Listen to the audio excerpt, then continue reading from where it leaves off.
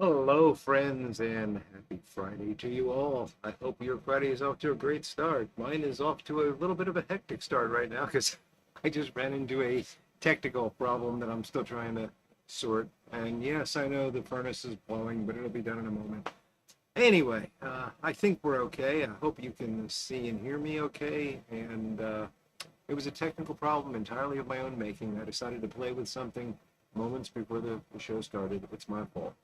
But here we are, and it is great to see so many folks already gathered. Let's see who we have gathered so far. There's David G. Good to see you, David, and David Bookshop. Ronnie Ewing. Hello, Ronnie. Big Dave. Signalman Tony from Rhode Island. Let's see, Ronnie's got St. Pat's Scotch Night, Guinness and water. Anyone else notice? Ah, your Guinness isn't doing so well there, Ronnie. Let's see. Paul Ropp, Jeffrey Feinberg, Steve Stazak, Ohio Sweet Muffin Piper. Good to see you, my friend. Chris Weber, hello there, Chris, checking in from Iowa. Good to see you. Let's see. Oh, Ronnie. Ronnie's father-in-law is in the hospital and can use some prayers. Well, Ronnie will definitely keep the father-in-law in prayer there, my friend. I hope all is well. I hope all will be well. Ghost Rider, great to have you joining us all the way from Australia.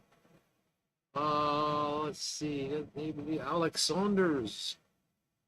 My goodness, lots of folks here today. John's Pipe Journey, Flint Hill Briar, Backcountry Pipe, Chris Coate, Bad Company Piper UK, James Steitel, White Knuckle MTB. Thank God it's Friday indeed, and I believe we are all caught up. So, having done that, let the furnace run its course, and seeing myself only in a little tiny screen right now, which I may or may not try to fix.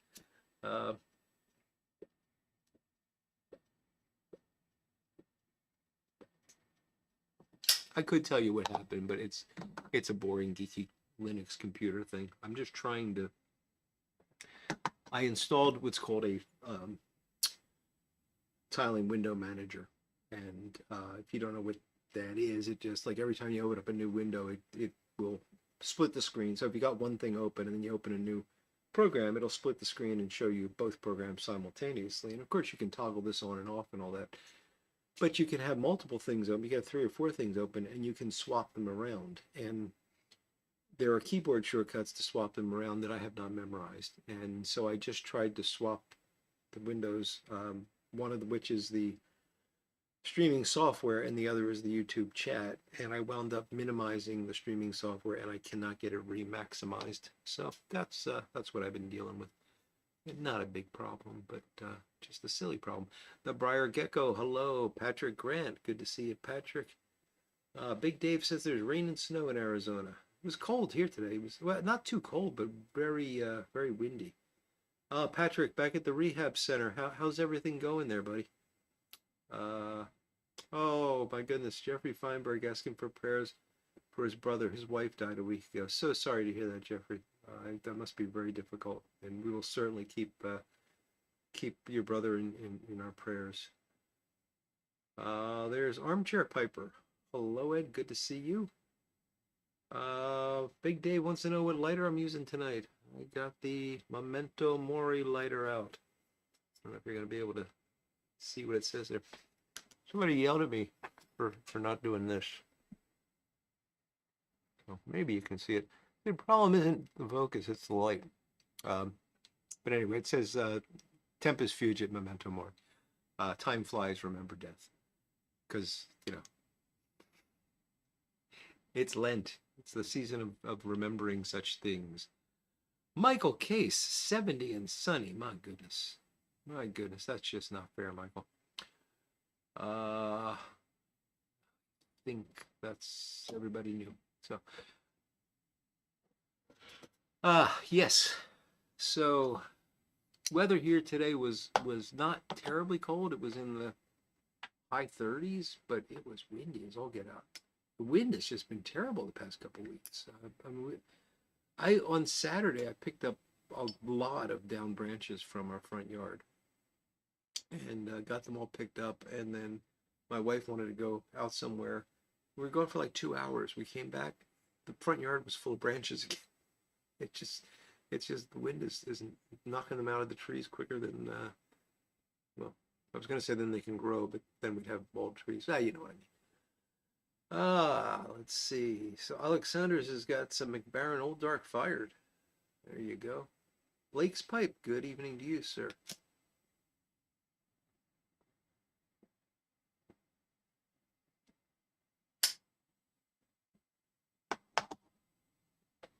And there's the Smooth Piper. How you doing, Peter? Good to see you tonight. 55 mile per hour winds on the lake. My goodness. My goodness, Ronnie. Little snow in northeastern Ohio. Well, hopefully the snow is behind us here. You never know. March is a weird month here.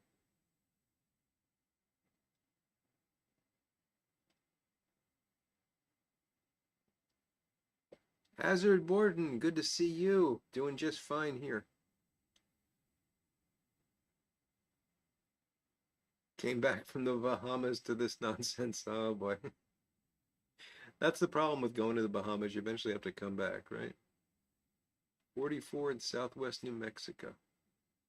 Rain first time since trace in January. Well, some rain is better than no rain, right? Backcountry Pipes got Haunted Bookshop in his Friday 7 alley. Did I tell you that I am having Haunted Bookshop in the Matches Memorial Friday 7 alley, as is the tradition here? I think I forgot to say that because I was so flustered by all the computer nonsense. Piper on the 45. Good to see you, buddy. Gordy, I don't know if I caught you earlier. If not, good to see you as well. It's so funny. This seems to remember the window size, and when I try to stretch it out, it just snaps right back again. That's just downright annoying, that is.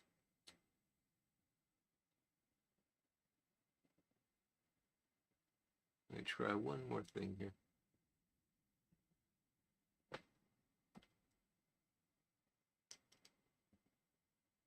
Bear with me.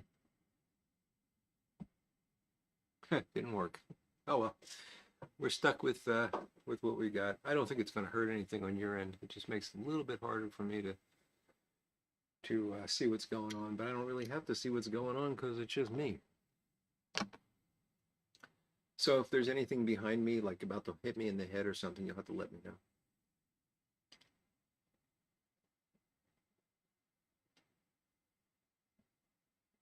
He's doing better, Patrick. I'm glad to hear that.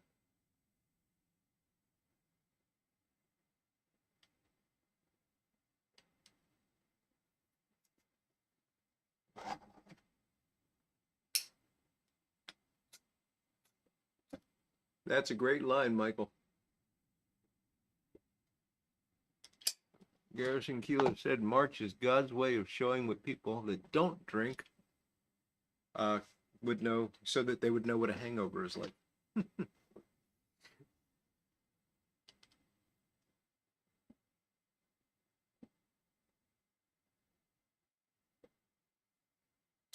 Justin, don't think I caught you earlier. Good to see you. The Urban Hermit. Hey, how you doing, Everett? A Brigham with a mixture of Bear Johnson's Bold and Strong and Darkfire, Kentucky. No Haunted Bookshop. Oh, no. Not good, Everett. I'll smoke some for you. I know that won't make you feel any better, but it'll make me feel better. Gonkwin Breyer, good to see you tonight. I don't think I caught you earlier either. Sometimes I repeat myself.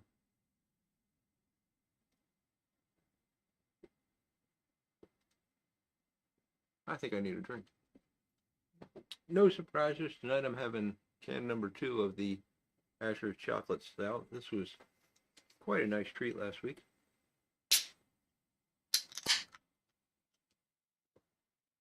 And since I got a 4-pack, you'll probably see me drink this 4 times.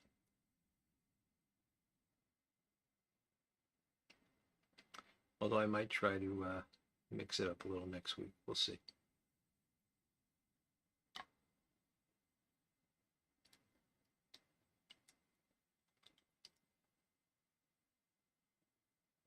Trying to pour it slowly so that I don't get too much of a head. Maybe can actually fit in the glass this time. Technically this can should fit, but it's not going to. Sorry I'm not looking at you, but this requires intense concentration.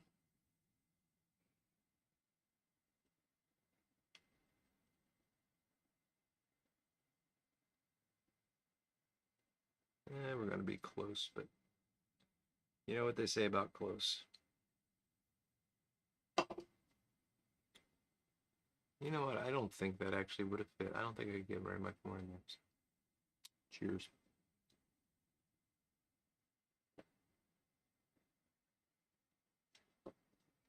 Ed, you're going to smoke some Haunted Bookshop for Everett. I know he would appreciate that. Chris Weber's got some Father Dempsey in a newly restored freehand. It's a good English if you like such things.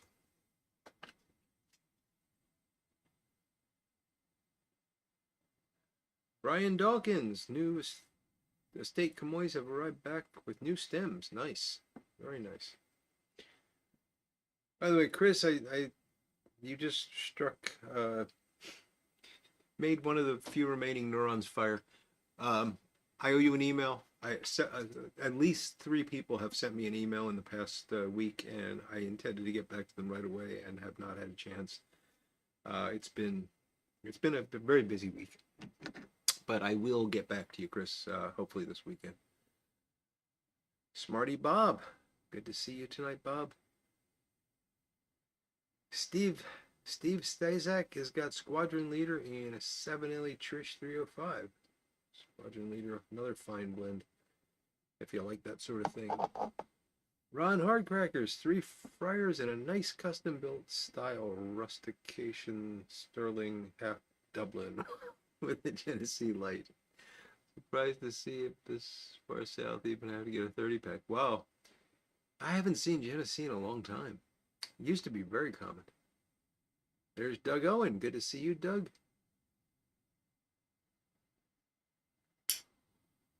Thank you, Chris. I appreciate that.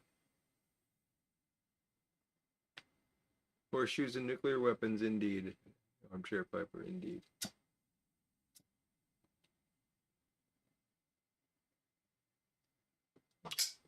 All right, Urban Hermit. It was great to see you, Everett. Take good care, and hope to chat with you again soon.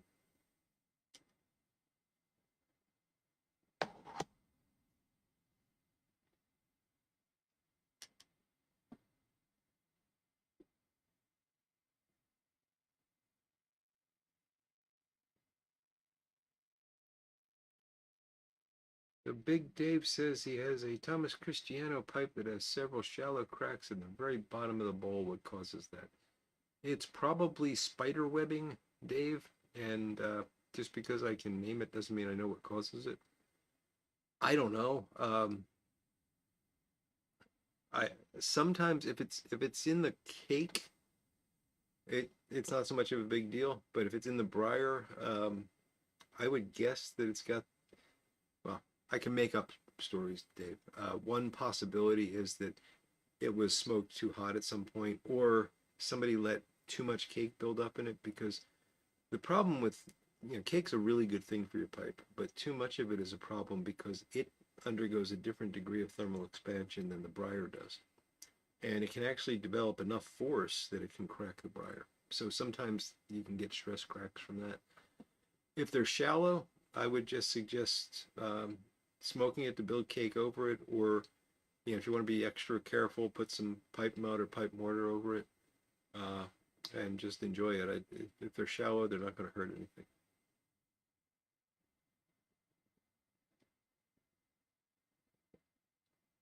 Hazard has his 7LE 315 with H&H Bold Kentucky. Scrape them off the floor. Yes. Strong stuff, huh? Brian, you gave up smoking for Lent. Good for you. Good for you. That's why I've got my this is my it's a dual purpose. This is terrible, but I did buy this for Lent originally because I do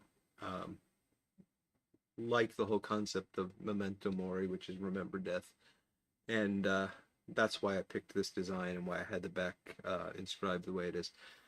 But it doubles as a Halloween lighter because it's got a skull on it, so, and that's fine. Dry Fly Fisher 11, hello, good to see you tonight.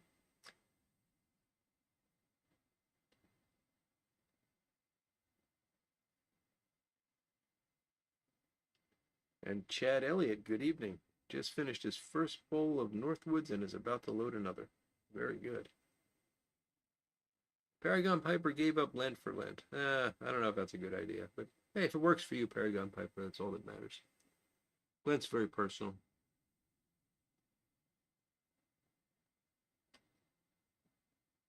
I actually long ago, a few years back, decided that I wasn't going to do the giving up of stuff so much. I was going to try to focus more on things. So, I'll try to spend more time praying. I'll try to spend more time reading scripture, that sort of thing.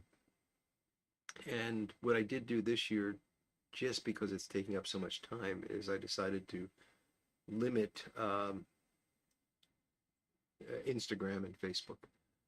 And I felt bad doing it because I've got a lot of friends that the only time I talk to them, it's when I'm on Instagram or Facebook. Uh, you don't have any cake at all, do you? But I sent out some notes and explained what I was doing. You know, I would open it up and think, oh, I'll just real quick check in and see, you know, how those few people are doing, and look at a couple of pictures of pipes. And an hour and a half later, I'm still looking at, you know, videos of dogs and stuff like that. You know, and I'm not talking about, people send me videos like that, and that's great, and I enjoy them. I'm not talking about that. I'm talking about just the mindless scrolling and getting sucked into things.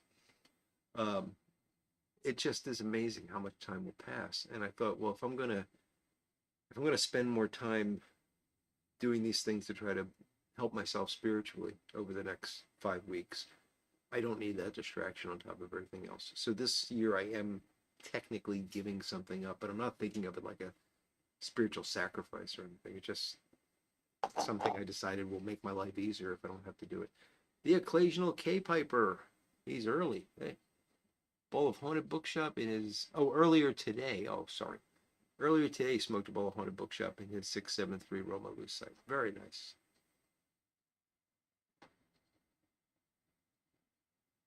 And Poem has arrived. Good to see you, Poem.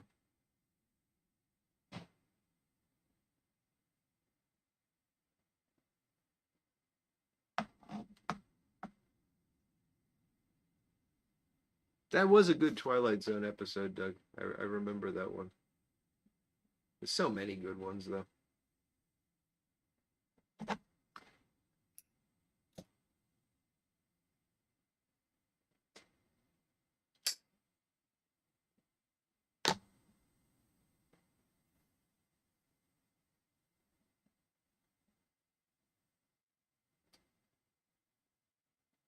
Yeah, Lectio Divina is a very good practice, Ronnie. Dan Falcone. Hello, Dan. Good to see you tonight.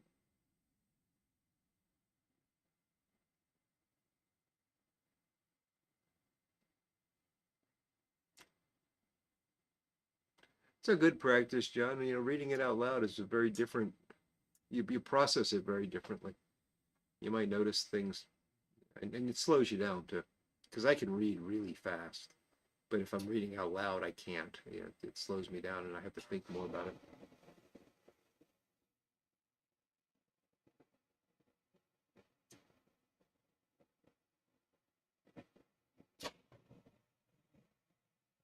Amen to that, Doug. And it wasn't easy. I mean, I think we got much more evidence for his existence than the other side. So, Poem, congratulations. Poem has officially submitted his notice of retirement. That is fantastic, my friend. I wish you all the best.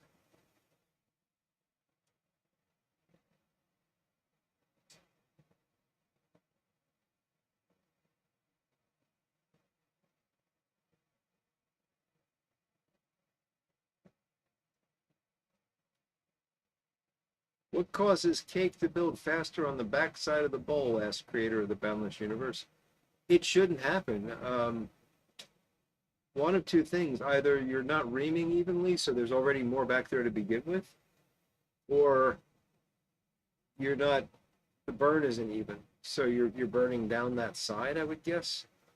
In which case, you know, the practice of lighting and then gently tamping to sort of spread out the ash, and then lighting again and make sure you get, you know, a complete, everything's lit so that it burns down evenly. That's probably the best thing to try there. But I don't know if anybody else has suggestions for that or for the spider webbing that was asked about earlier.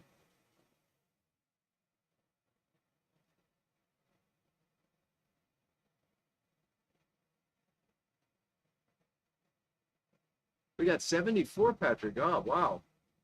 That's great. Yeah, please, the tamp and the likes and the thumbs up and all that. Well, the likes and the thumbs up helps get the word out and helps build the community. So please do take a moment and hit that thumbs up button. Phil Rivera, how you doing, Phil? Great to see you, buddy.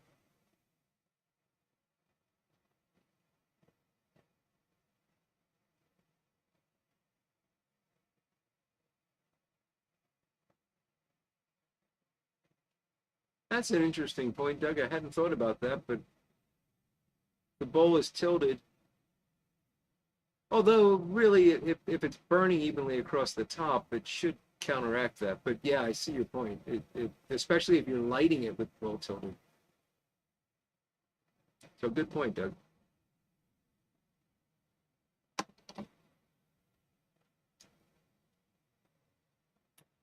Kajit, good to see you, Kajit. Peter Stoke could be 33 and a Cayuga Bulldog. And Chad Elliott says he'll be in Springfield, Missouri tomorrow and plans on stopping at Just for Him. Does anyone know of any house blends they carry that I should check out?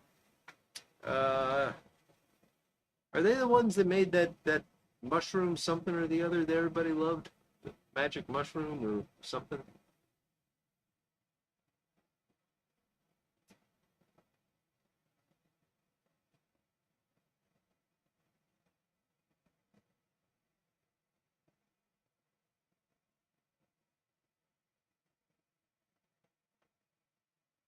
Couch is finally back.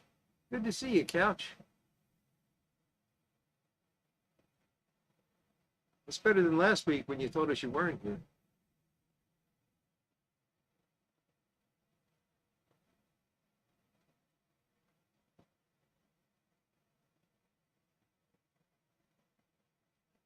James, that's usually pretty good practice is to burn the tobacco all the way to the bottom, to build cake on the bottom. I mean, that's why some folks suggest you just fill a third of the bowl the first time or a quarter of the bowl the first time.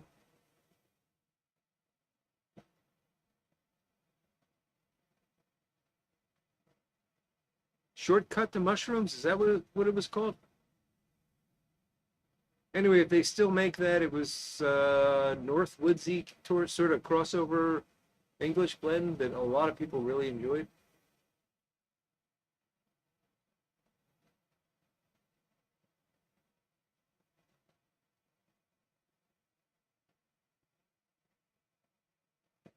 Couch ordered an iPhone 16. Why? Why would you do that? So that you can get all the stuff that Android had 3 years ago?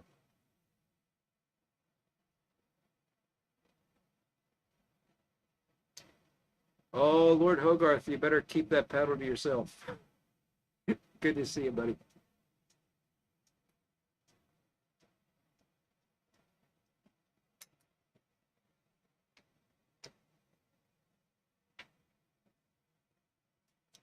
Yeah, it was all the rage for a while there, that country pipe. And then it just I don't know if they stopped making it or what, but it just sort of went away overnight. Mushroom leg, good to see you, buddy.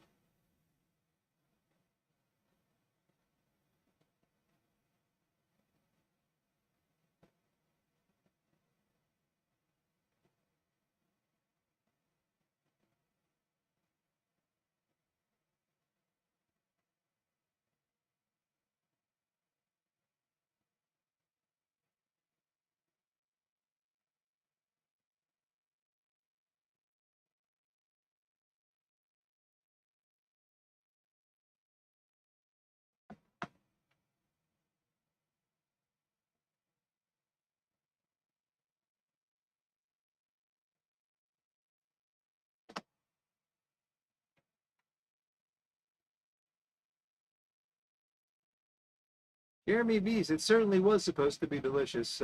I did have some. Somebody sent me a sample, and it reminded me a lot of Northwoods. And since I'm not a lot of Kia guy, I wasn't desperate for more. But it was a nice blend. There's nothing wrong with it. Eric, the blue collar pipe smoker. Good evening to you, sir. Hoping to see some familiar faces in Tennessee next weekend. Is that next weekend already? Oh my goodness. Well, I'm not going to be there again because I didn't plan for it. This happens to me every year. I I just forget to plan for it, and oh well.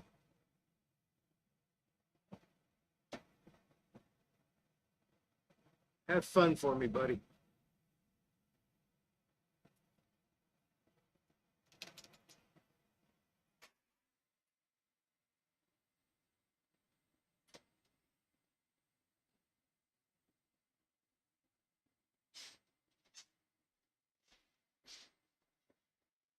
Oh, David G, that's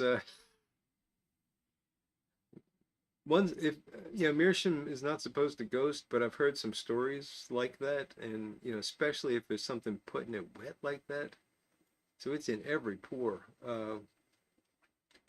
I've heard, I've never done this, but I've heard people say that you can you can buy activated charcoal, and I probably wouldn't get the powder, but if you go to like an aquarium store or a pet store, you can get uh, sort of granular activated charcoal that's used in aquarium filters. Fill the bowl up with that. Again, I've never tried this, but I've heard people say that they've done this. Fill the bowl with that. Probably wrap it in, well, maybe not wrap it in foil. Just find some way to set it up in the oven and bake it in the oven on a low temperature, like maybe I don't know, maybe 150 or 200, something like that, for an hour. Dump it out, see if that makes a difference. If it doesn't or it's not fully, try that a couple times. Cycle through it a couple times. The charcoal is going to be able to capture what is released from the meerschaum before it can go back in. Is at least the theory on that. And again, I've heard folks say it works, but never tried it myself.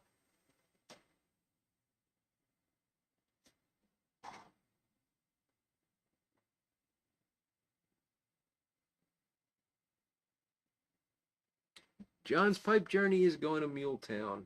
Fantastic. Sonoran Slinger, great to see you there.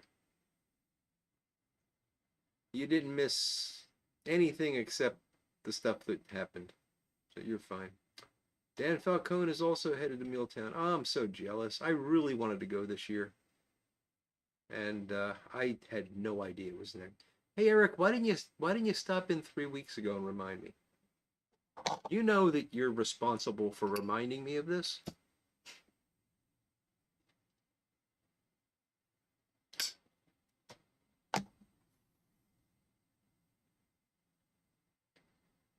All you guys that wipe your bowl out after each smoke with a pipe cleaner, I'm glad you're happy with yourselves.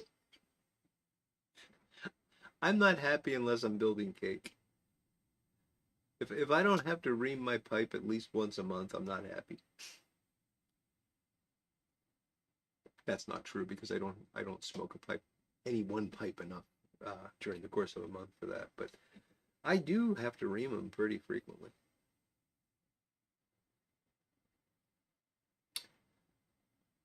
I Kajit, I find it to be very important words. I try to remember them every day.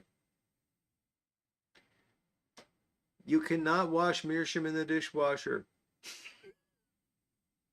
Don't listen to Ed. He's leading you down the wrong street, especially not block meerschaum.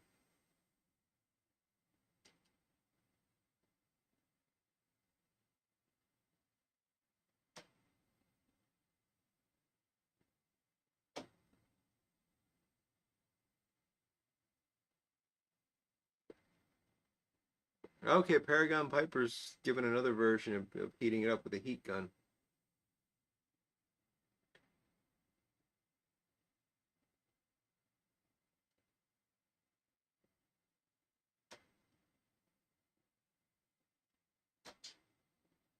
You made it go away, John? What did I do?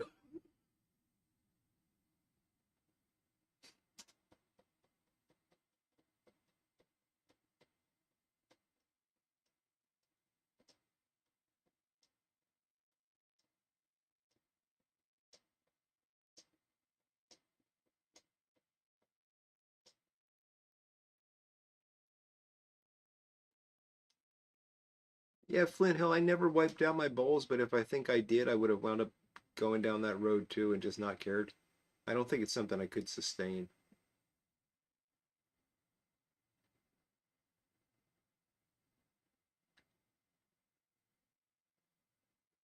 Ras on wheels. How you doing, Ras? Well, do ream. I mean, as much as I'm saying I like cake and making fun of the people that wipe out their bowls, you don't want too much cake. That's bad. So get reaming, buddy. Oh, so you're saying the beeswax actually helps draw the stuff out. Interesting. But you're not putting the beeswax on the inside, right? Just on the outside, which is fine because it's porous enough that you're probably pulling.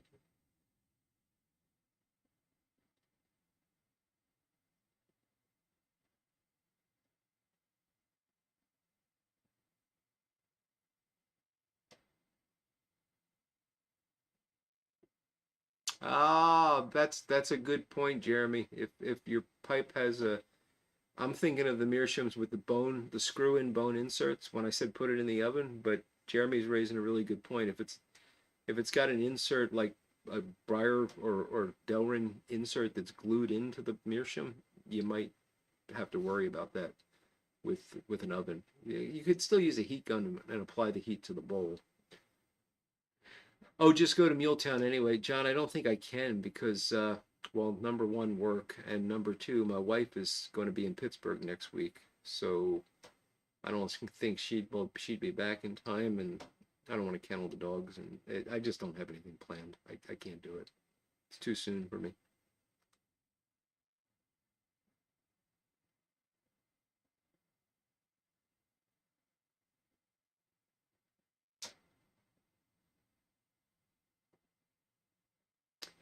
I don't think so, Briar Gecko. I don't think that.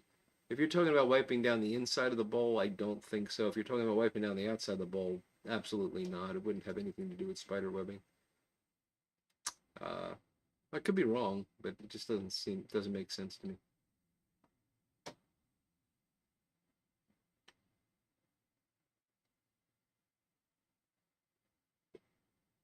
Brian Dawkins says that Greg Pease has instructions for doing an oven treatment for briar.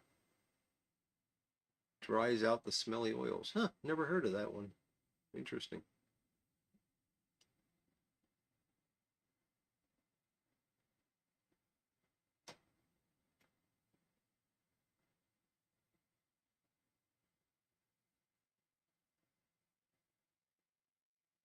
Okay, so it's outside, you want it as a liquid, and the heat is important.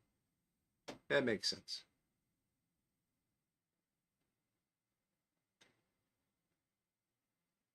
Yeah, James, I've heard nickel, dime.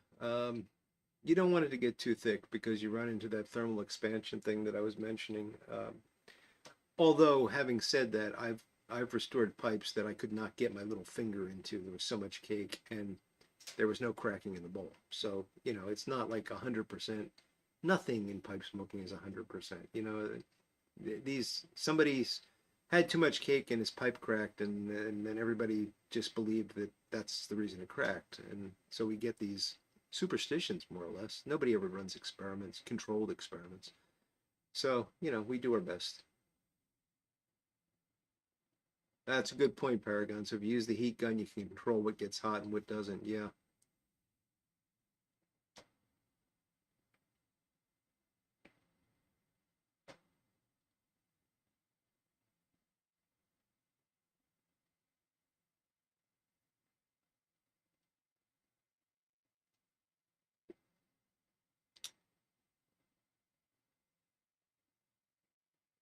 Yeah, it's a good point, Doug. You got to be careful with those threads in the meerschaum. They are easy to strip. Brian Dawkins, if you heat, you got to be careful if you heat the carbon gas mask filters because you're basically driving out whatever has been collected by the activated charcoal. So you wouldn't want to do that in your oven. And if you did it, you want to do it outdoors.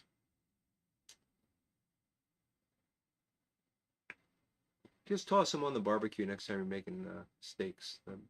I don't do that. That was a bad joke.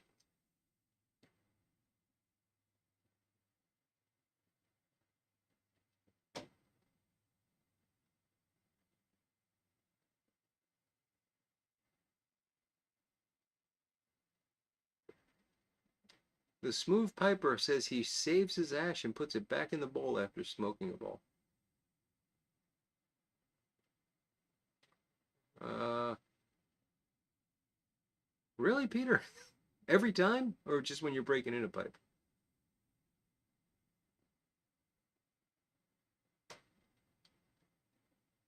Yeah, I've always been afraid of putting any sorts of furniture polish or anything like that on a pipe, Michael, because of exactly what you're describing.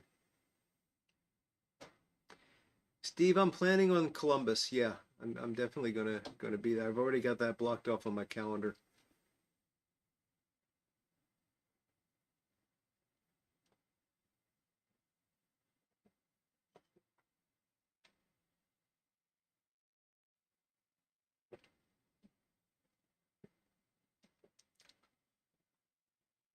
Khajiit, I've heard different stories about how people try to patina the meerschaums faster.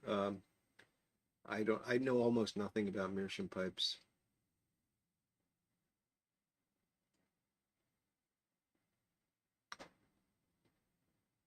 I I know, Armchair Piper, you are basically the polar opposite of me when it comes to pipe care. And by all accounts, you do it right, and I'm a moron. But it works, and it works for you, and we're both happy.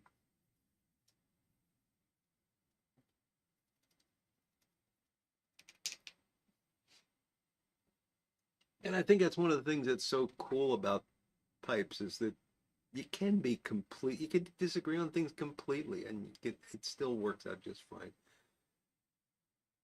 You know, I've told you before. He owns up to it every time I say I'm not going to say who. So Bona Piper, you look in one of his pipes, it looks like it's a brand new pipe. He has no evidence that it's ever been smoked. It's the strangest thing, and he's very happy with that. I couldn't smoke that pipe because it would always taste like a new pipe to me. But he's happy. I'm happy with mine. Everything's great. Ras, the clay pipe in the fire thing is a joke because that's how they would get rid of them when they were broken beyond the point when the stems had snapped off so much that they couldn't smoke them anymore. Although people will say they tried it and it works, and yeah, well, try it. But the story is that they were tavern pipes, and you'd give them back. You'd rent them basically, uh, and then at the end of your smoke, you'd snap the end off of it so that the next person got a clean stem. And eventually, because that's why they were so long, and eventually they got so short that they couldn't be smoked anymore. Now, apparently in England, the thing was you'd gather them up in a box and take them to the Thames and throw them in the river, which it's amazing how many pipes there are there. Um, but here in the U.S., I think they were just thrown into the fireplace, uh, and the joke arose from that that's how you clean them. In other words, you don't clean them; you throw them away. Is the joke?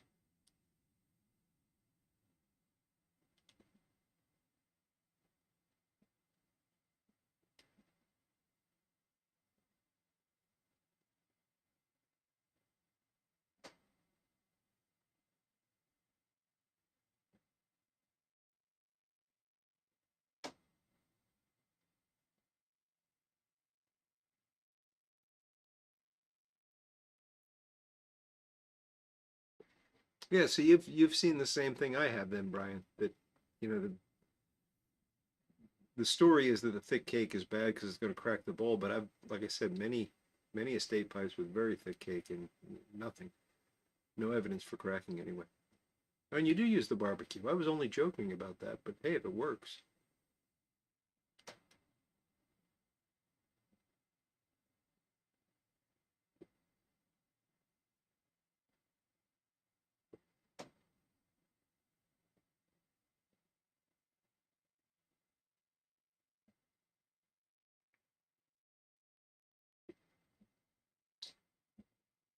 I don't know, Briar Gecko. I've gotten pipes with spider webbing, estate pipes, and like I said, I've just smoked them. I don't even think unless it's really bad, I don't even put pipe mud on. And eventually you get cake that fills in.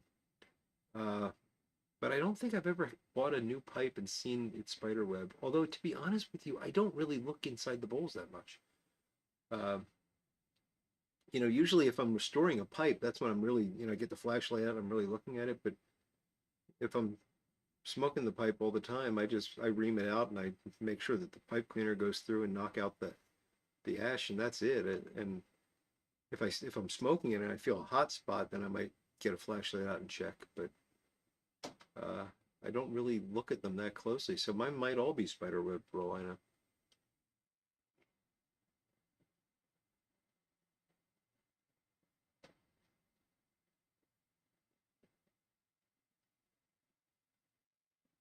Yeah, David G, that makes perfect sense because what you're doing is you're putting a layer of ash all around, and that's going to help the carbonization process to start. It's similar to what I usually do the first couple of bowls is after I'm done smoking, I'll mix up the ash a little bit with the tamper, put my hand over it and shake it just to make sure that everything's coated with ash, including the little circle on my hand. And then I'll dump it out and leave it. And that seems to really help with an even cake build. So yeah, wetting it down with some bourbon and shaking it, that makes perfect sense.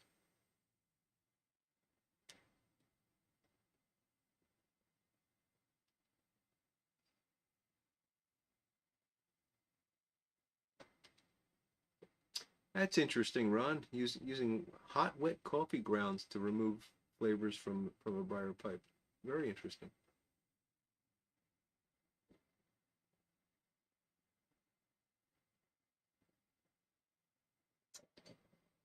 Khajiit, you threw away your first pipe. Well, if it was therapeutic for you, then I guess it was the right thing to do. Sailor, walking along the bank of the Thames and find plenty of clay pipes, but very few whole. Yeah, because they're all the waste from the taverns that got chucked out. Although a lot of them broke after being chucked out too.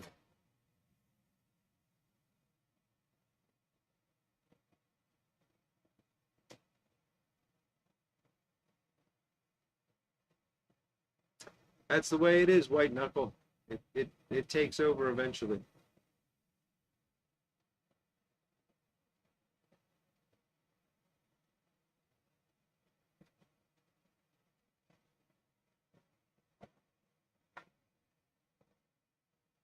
Oh, so your dad was a cake builder, huh, Ed?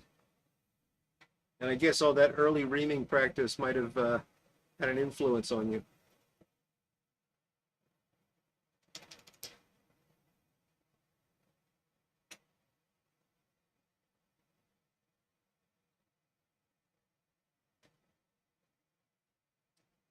Oh, that's what you do. Okay, Peter. So that's what you do.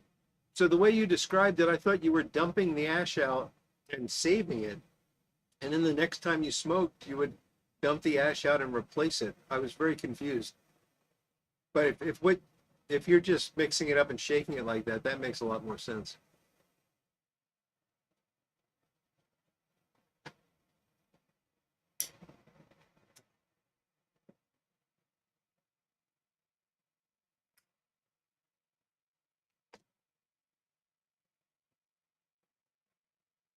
Ian Haywood, a flat cap aficionado, eh?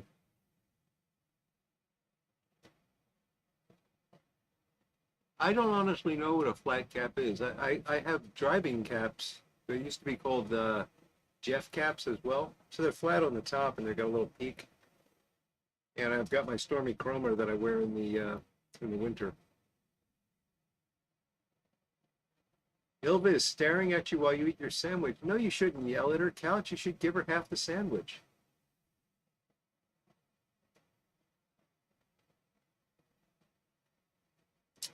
I've seen that video, Michael. The clay pipe making process is really fascinating.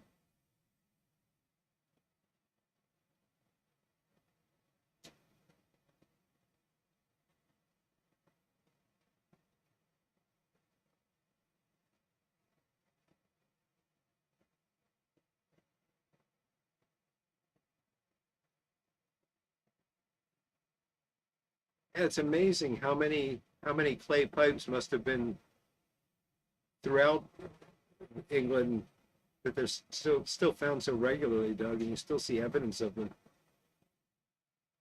Here they are. The English just don't like to sweep up, one or the other.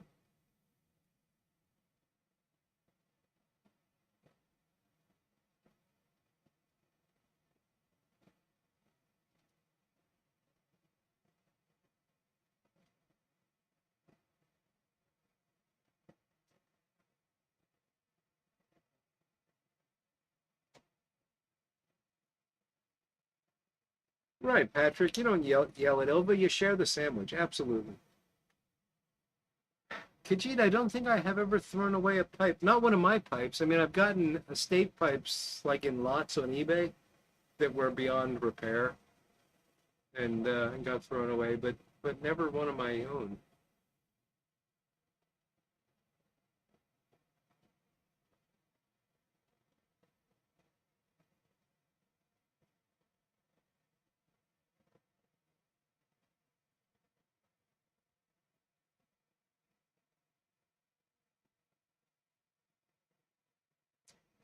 That's an interesting method, Sailor. Your uncle was quite creative there.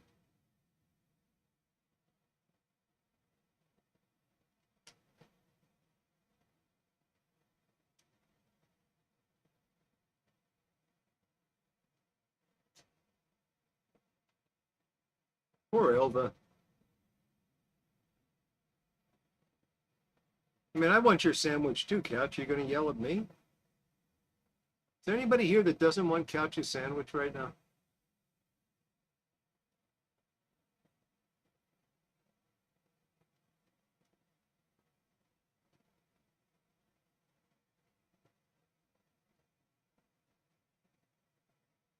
Simeon 504. Hello. So he uses honey to change a sour or funky bowl.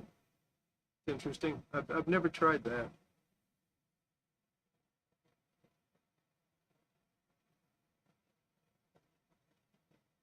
Although honestly, I don't think I've really had that problem.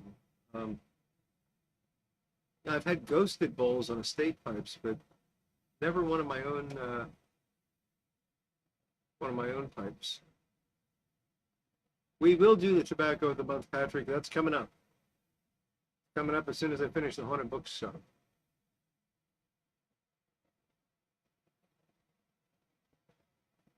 Oh, look at that. The sandwich is all gone. Couch didn't share with anyone. What kind of sandwich was it, Couch?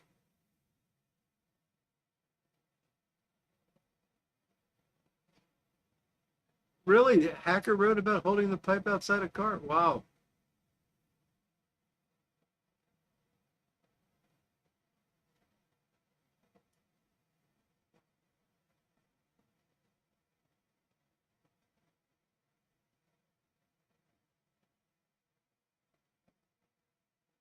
Oh, David G, that does sound like a nightmare. Having your pipe held up in customs so you get a customs broker. I have bought pipes from outside the US, but I haven't had that happen.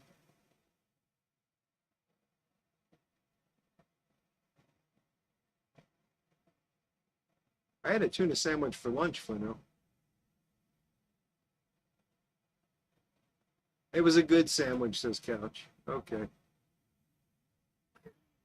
Armchair Piper wants the sandwich so he can give it to Hilda. Oh, Smarty Bob, sorry. Sorry to bring up food there.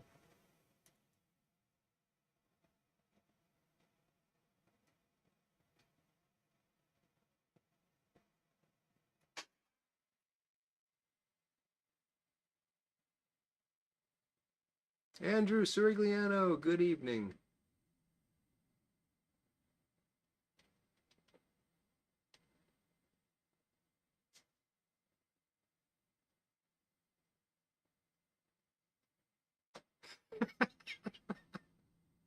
Oh, Andrew, that is funny. I'll let you guys read Andrew's comment. Look, Ilva should look sad, Couch.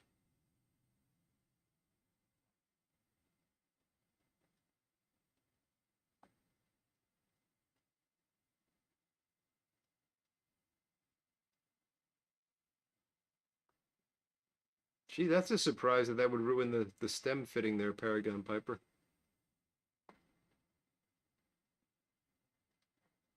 Hey, clay pipes have their place, Simeon.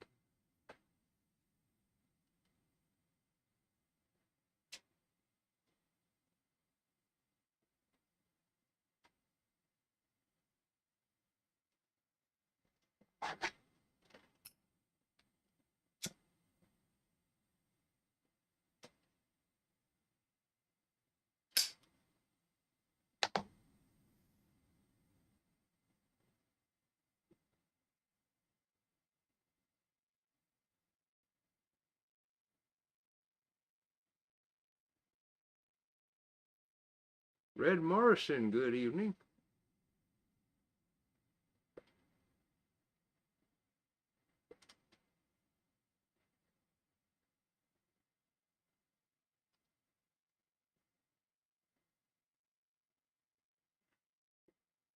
James Steidle just lit some midnight gold in an Ozark Mountain hardwood. That sounds very nice, James.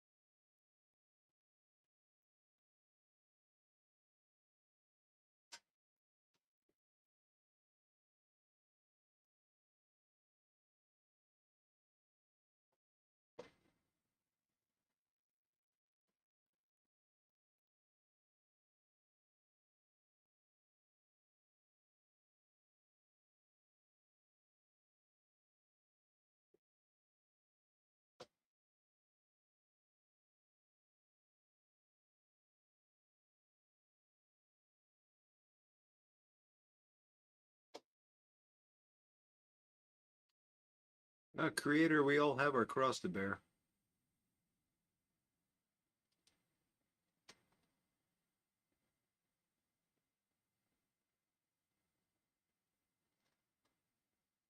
Old Gallery's a nice blend, Red.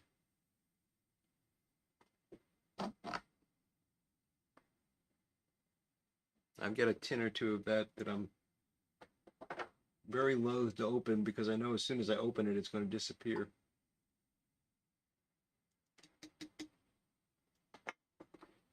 I have now emptied the can into the.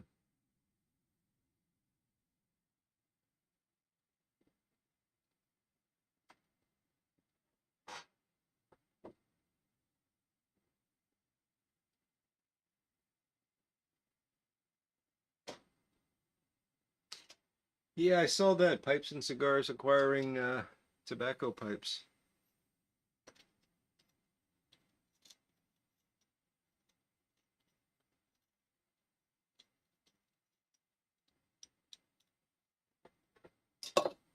Well, the haunted bookshop is done.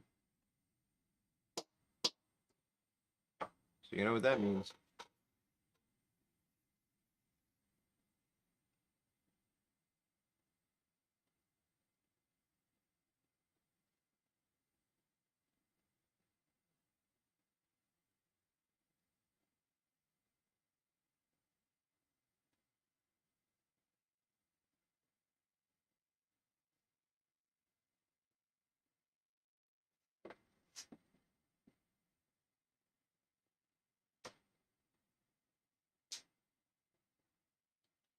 Oh, that's interesting, Chris. That could be a problem if they want to limit the amount of nicotine in pipe tobacco. That could be a problem.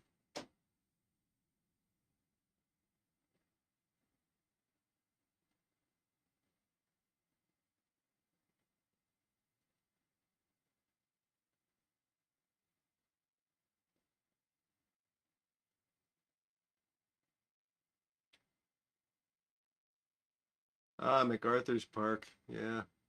Have you ever seen the Second City TV? What was it? Was it Floyd's Rock? No, not Floyd. Mel's Rock Pile had Richard Harris on, and he performed MacArthur's Park, and it is a really hilarious sketch because the joke was it wasn't really Richard Harris. I forget who played Richard Harris, but the joke was that there's this long instrumental in the middle of it, and what does he do during that if he's performing it live? And of course they had him dancing, and it was really funny. Uh, I'm sure if you check on YouTube, you'll be able to find Second City TV MacArthur's Park.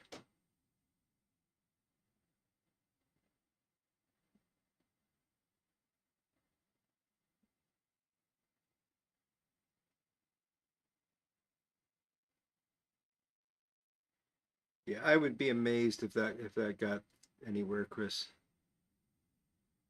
I just don't think that they're going to do that. It would hurt the tobacco industry too much. I mean, they don't even regulate cigarettes like that, so why in the world would they do it to pipe tobacco?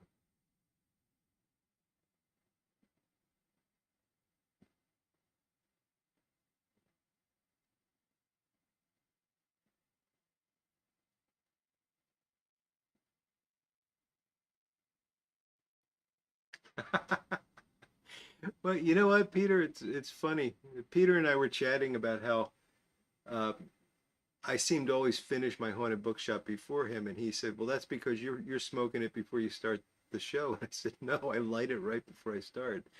I just must smoke faster." Well, we finished at the same time, but what you might have missed, Peter, is I did not have mine lit when I started. I actually talked for a little bit before I lit it, so you're probably still much slower than me.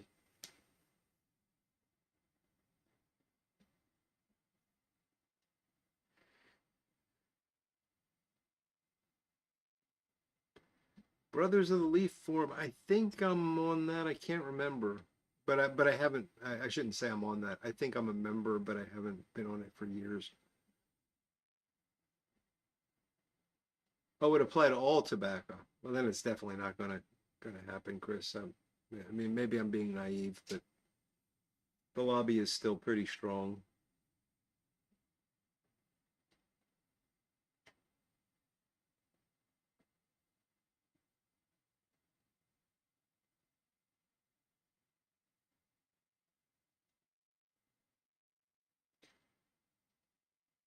Well, Doug, have you ever seen Leonard Nimoy doing the Bilbo Baggins song?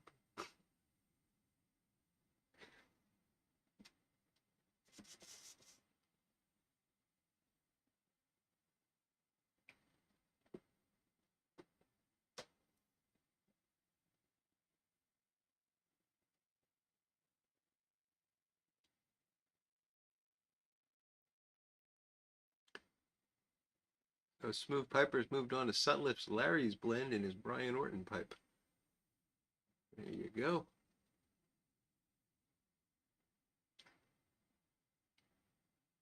Big Country Briar, how's it going, Cole? And Ghost Cobb, good evening to you, Sean. All right, well, uh, I finished the Haunted Bookshop, and it is the first Friday of the month, so you all know what that means. And we're gonna do things the same way. I got the poll set up, so we're gonna, well, hopefully I can get the poll to work because I messed up the windows, but I'm sure I'll get it to work. So what I'm gonna do is I'm gonna describe the three tobacco choices to you, and then there will be a poll. You don't have to remember numbers. It'll actually have the names of the tobaccos. You just have to pick which one worked. I haven't actually seen how this works on your end, so I assume that you get a choice and you click something. I don't know. Uh, we'll let that run for a little bit. It's not no numbers, backcountry, but uh,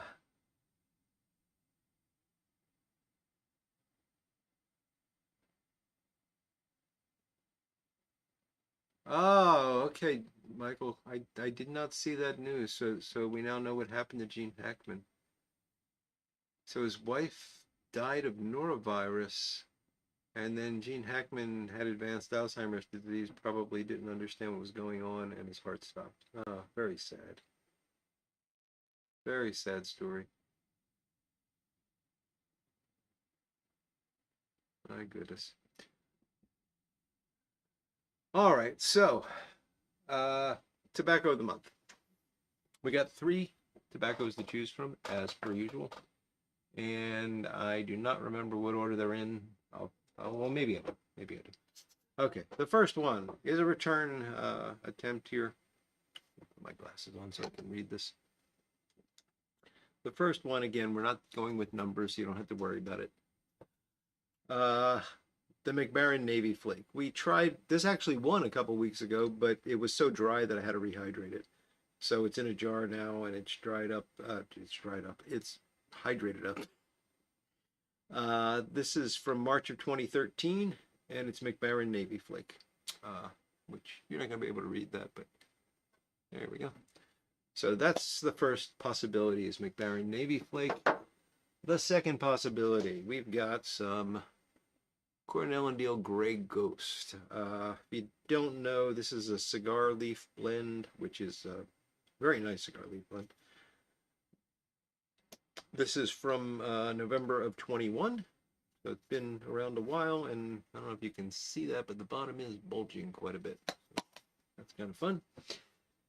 And lastly, certainly not leastly, we have a tin of Cornell and Deal small batch Sanzapolcro.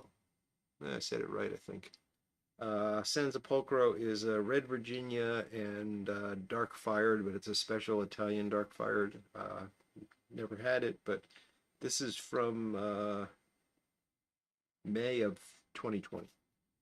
So about 5 years old. And it also has a little, although not as prominent a bulge, but the bottom's starting to poke out a little bit.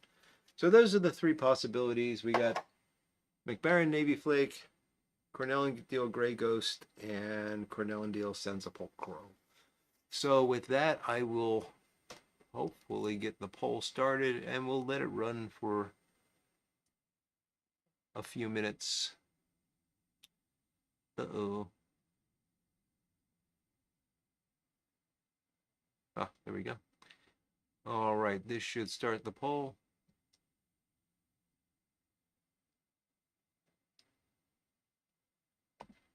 And we'll let it run for a bit of time, so.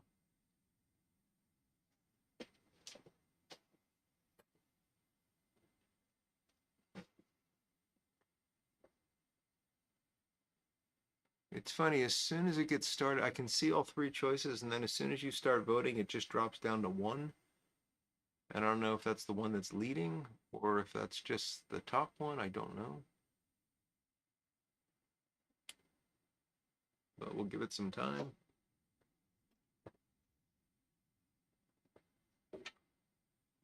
Seems to be stopping. I'll wait another moment or two.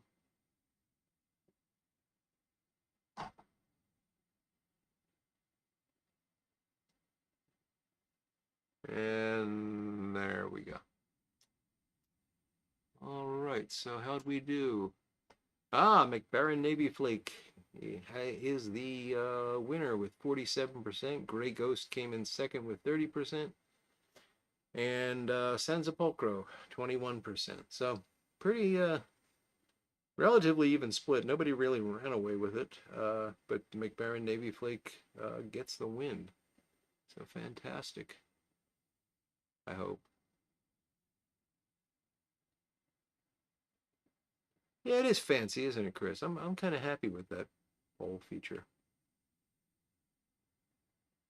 Doug's writing in a vote.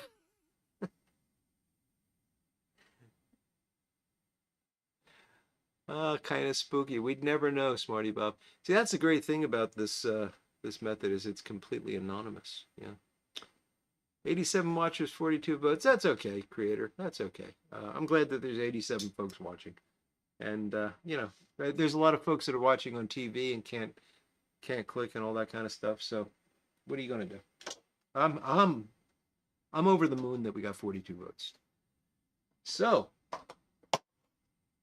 let's I'm gonna smoke a McBaron tobacco. Yeah. McBaron does not usually agree with me, but it's got to happen. So, all right. So we are going to be smoking this Barry pipe, and this was a gift from my dear a friend Danny Shore, who I dearly miss. Danny was a great guy, and sadly passed away several years ago. But I love this pipe. One of the things I love the most about it is look at the fills in that thing. Can you here? I'll do the focus thingy so people don't get mad at me. Can you see that?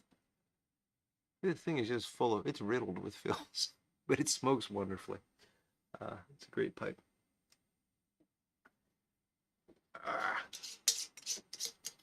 Lynn Hill wanted Captain Black Red Twizzler. I'm fresh out of Captain Black Red Twizzler twist. The Red Dragon, good morning to you. No work tonight, so he's up late. Sleep during the day for work tomorrow. Oh, you have a great weekend too, Red Dragons. Good to see you. Jeffrey Feinberg wants to know, how do you vote? I don't know, Jeffrey. It just kind of works magically. Can you folks explain how it works? Like, does something pop up and you pick something on the screen, or how does it work? And Jeffrey, it might be different if you're on a computer or a phone or a TV. I don't know.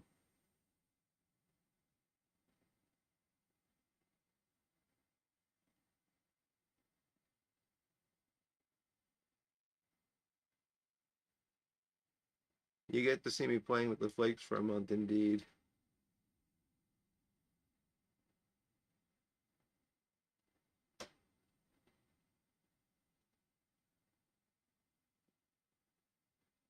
Hey, there's one PS. Did you sneak in? I don't remember seeing you earlier, buddy.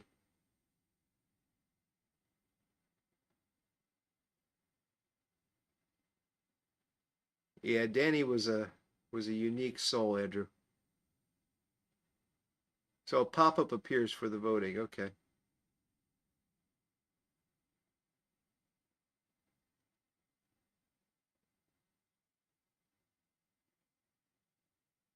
So Michael, you want me to have a write-in option? I don't know if I can do a write-in option. I'll try.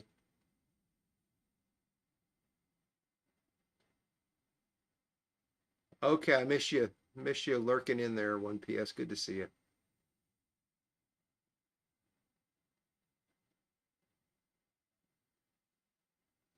Okay, Smarty Bob. Okay.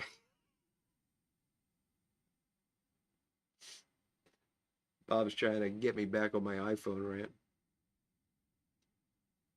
Jeffrey's on a phone, so you didn't see a pop-up? Oh, so Michael got to write it. Okay. Or write in your choice, I guess. So is anybody out there on an Android? And if so, did it work on an Android?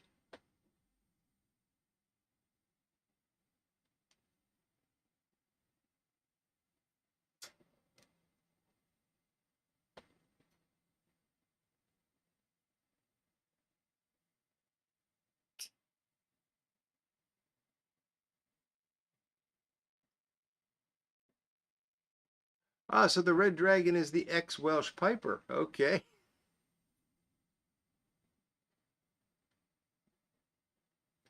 Big Dave's voting for Mixture 79. Yes.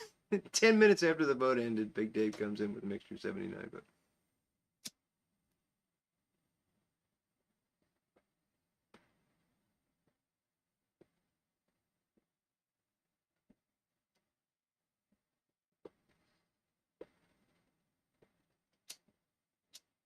okay, so the folks with Android said it works as well.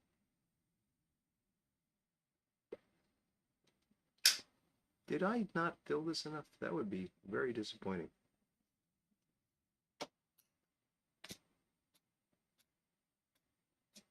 Oh, something ain't right. I filled this right before I came down here. Oh.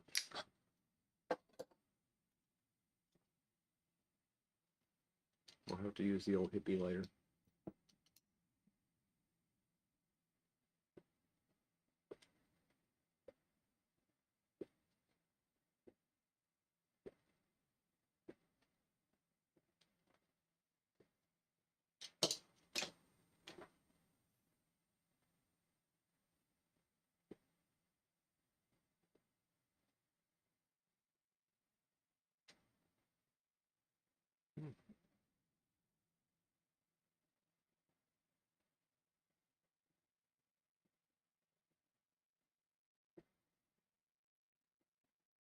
So I'm getting that overwhelming McBaron honey whatever topping.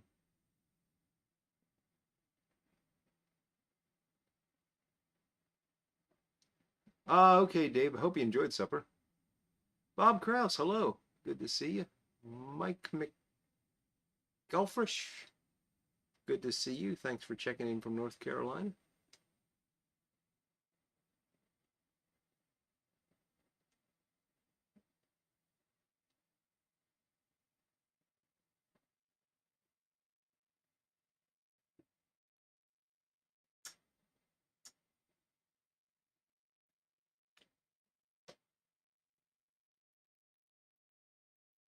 Raquel Welch and Diane Cannon, huh? Not too bad, creator.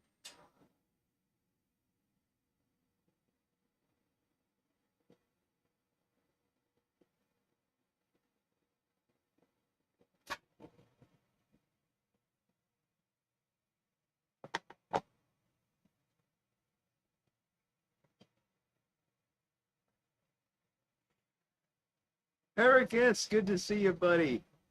On top of the baseball behind me. You should ask Couch.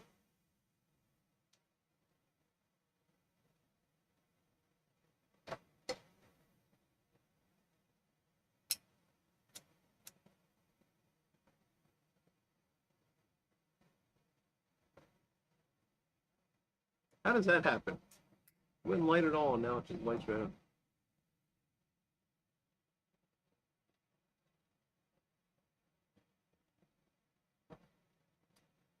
Ian Haywood, you should have given it a chance. The Mixture 79 is a special blend.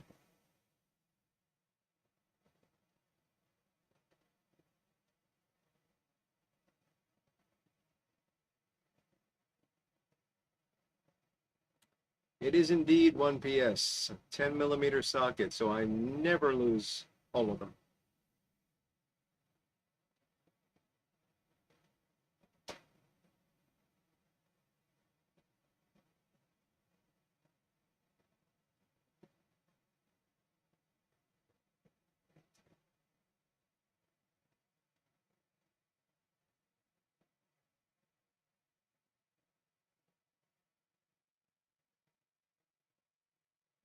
I have no idea where the name comes from, Doug. It's an interesting question.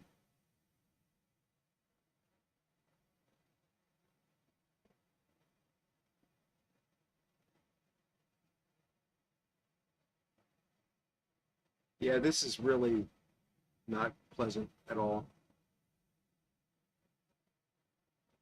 The topping is just so, I mean, it's almost feels like I'm smoking an aromatic. It's just so dominant and it's burning hot because of it.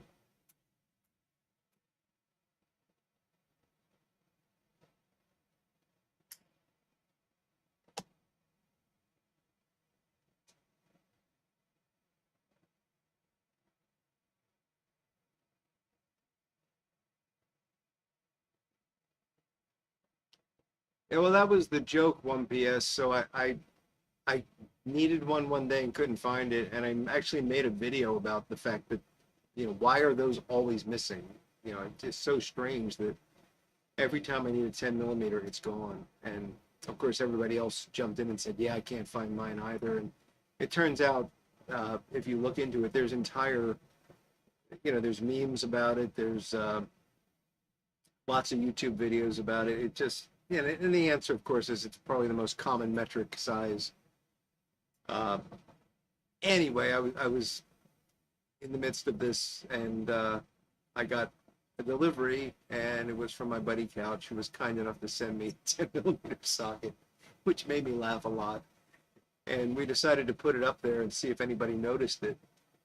That was at least a year ago, maybe two, and nobody ever noticed it. And the reason that Eric noticed it, I'm sorry, Eric, but I'm gonna tell the truth here, is that I was with Eric last weekend. We were hanging out for a while and talking about shop stuff. We were actually in Eric's shop, and that missing parts or missing tools came up in the conversation, and we talked about 10 millimeter sockets, and I said, oh, by the way, and he knows Couch, and we had a laugh about it, and so somebody's finally asked.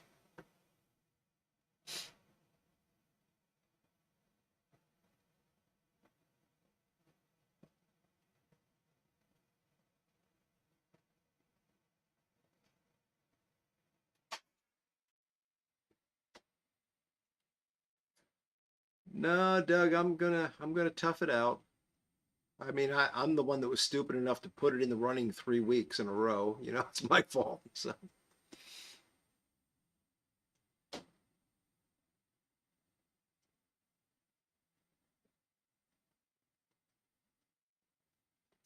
I mean, the truth is, if it causes me to have tongue bite, which I think I'll be able to get through it without that. It's just not pleasant, but we'll give it a couple of smokes and see how it goes. If it does actually hurt my tongue, I will stop smoking it.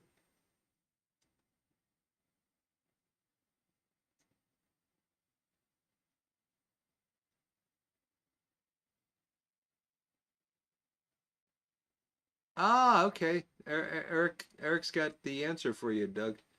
So McBaron was chosen because of the anti-German sentiment after World War II. So they chose a made-up British-sounding name for the company. Fascinating.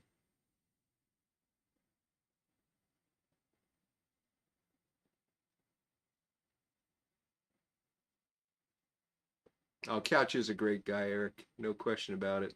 And I'm glad somebody finally did point it out because it's I've been wanting to I've been wanting to share the story for a long time because it was so great of Couch to do it. It was hilarious. And then I had to keep that to myself. Nobody else could get the joke.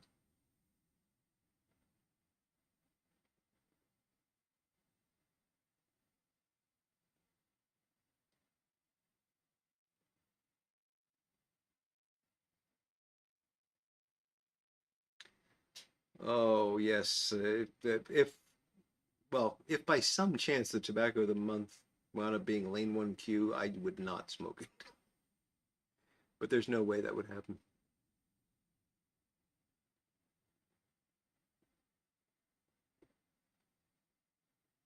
And there are people that love it. So 1PS had some earlier. Fantastic. Everybody's different. Big plumes of smoke, yeah. It's not bad in the smoke department.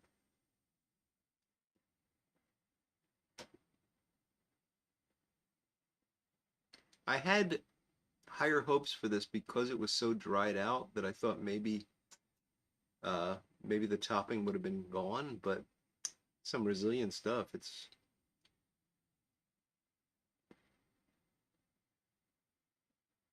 and man, I can't imagine if I would have tried to smoke this when I first opened it up and it was dried out. Because there are some tobaccos I would smoke if it was a ribbon cut, I would have probably tried it.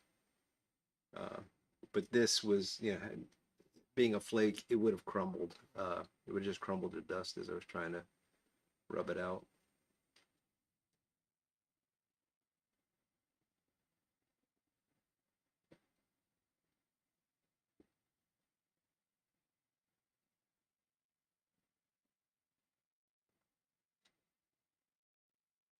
12-year-old Old Dark Fire, huh? That's amazing. I remember when Old Dark Fire was new, and everybody was excited about it. And here people have 12-year-old. My goodness. I'm getting old.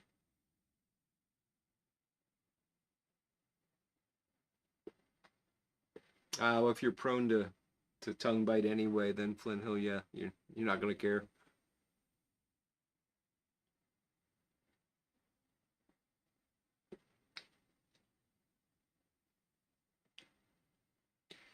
So red, I will say I've had several of the H&H blends, and they're a different beast entirely. And when I talked to Per Jensen about that, he said that the goal where there was to make a more natural blend. Something that didn't have topping that relied more on the flavors of the tobaccos. So I don't think those were topped.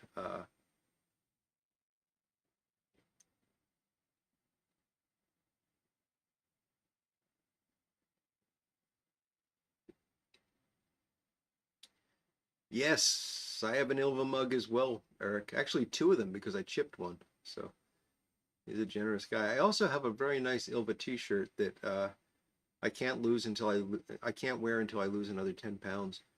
Well, actually, I can't wear until I lose another 15 pounds now because in the process of trying to lose that 10 pounds, I managed to gain 5. Uh,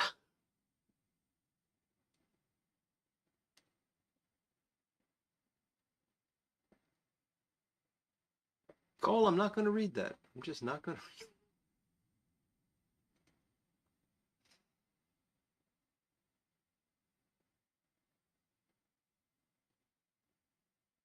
C&D Star of the East. That's a nice blend, Alec.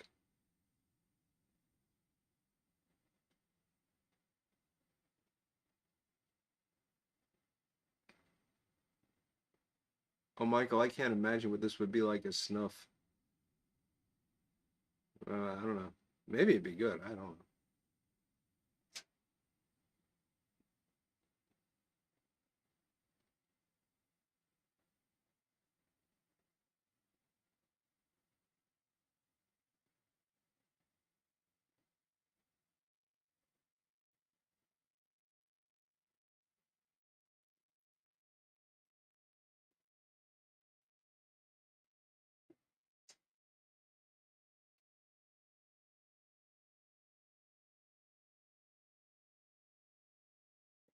Gary Edminster, better late than never indeed. It's great to see you.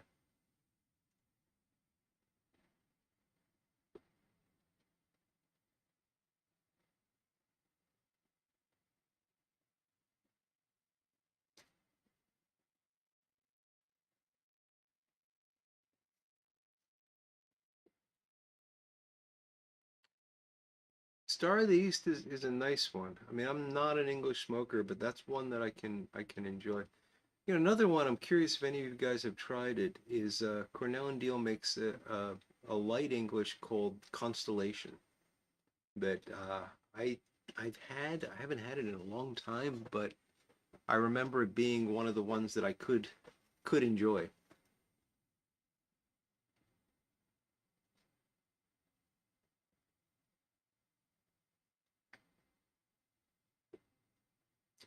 David G has got some C&D Super Balkan and an LCS Briar Magnum. There you go.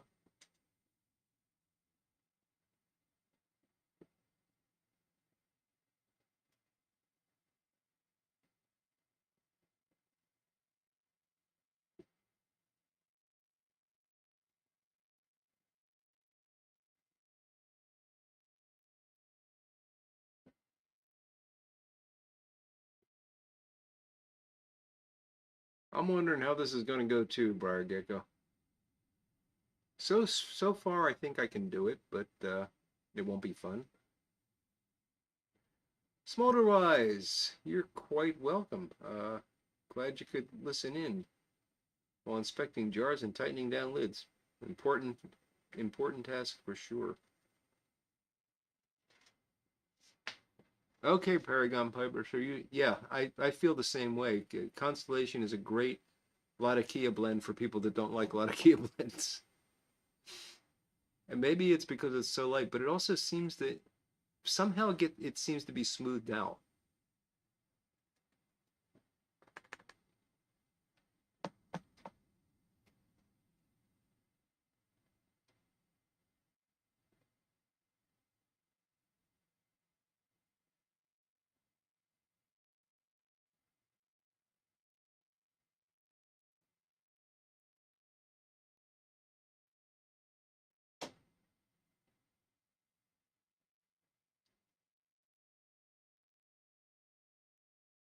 Okay, Doug, that's something I should put on my list. Laurel Heights.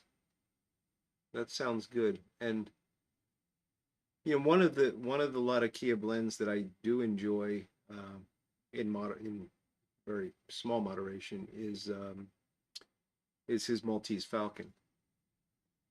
Yeah, Pease knows his way around Latakia, no question about it. And even though that one is pretty heavy, it's just so well balanced with the other components that it somehow is smoothed out.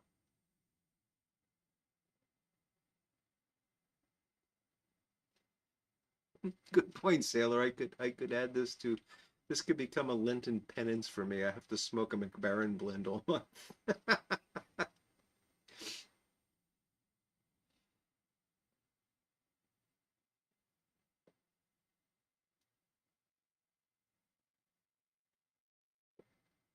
Good point, Michael. It is supposed to be a relaxing pleasure. Yes, you're right.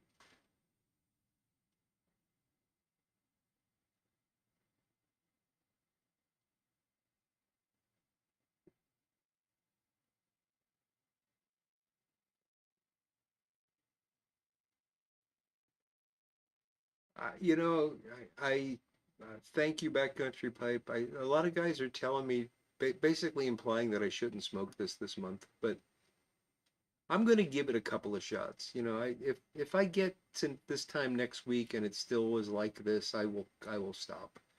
And thank you all for understanding that. And then I'll substitute in I'll make a huge sacrifice and I'll make Haunted Bookshop the tobacco of the month then. Uh, but you know, I'd like to get through it at least to the point where I can do an impressions video, and I don't mind being honest about it because it's not like anybody's going to go out and buy this now because it's apparently gone. So let's see how it goes. Chelsea Morning. I don't think I've had Chelsea Morning, Chris. I've heard good things about it, but I don't remember if I've actually had it. There's so many peas blends that I get confused, and I've realized just recently that there's a lot of his blends that I should explore because I can't think of one I haven't enjoyed. Well, I'm not sure. There was peas behind that vanilla cream thing, or was that I can't remember if that was peas or not. But anyway, I can't think of many of his blends that I haven't enjoyed, if any, and so I should really start exploring those more.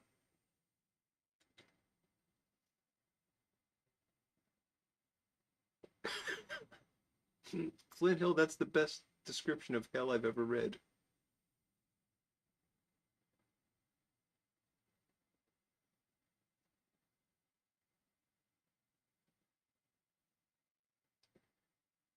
Nah, I'll save Grey Ghost for the next poll, Michael.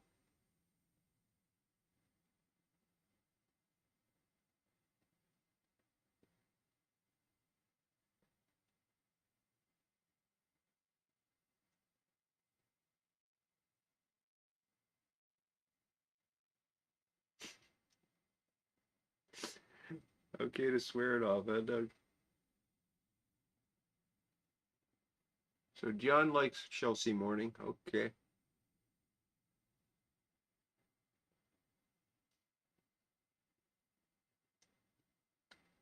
So Chelsea Morning was awful, Chris. I just don't remember it. I don't remember anything about it. I thought people enjoyed it, but I don't think I've ever had it.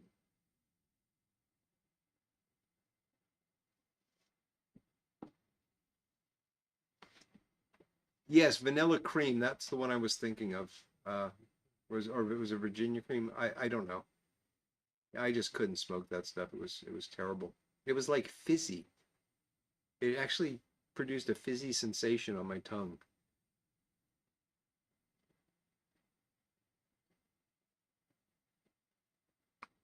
Windjammer's very good. Yeah. And the one that I absolutely adore is Union Square, which, you know, I'm not a Virginia guy, so I don't smoke it very often. But if I had to pick a Virginia, like if you told me you're going to have to smoke a Virginia for the next 6 months, it would be Union Square.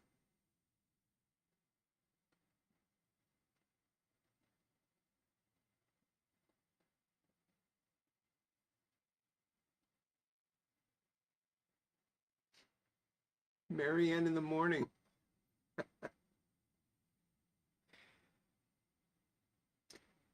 Okay, if you like Maltese Falcon, I'd like Chelsea Morning. Okay, Chris. Well, maybe I'll put that on the list as well then.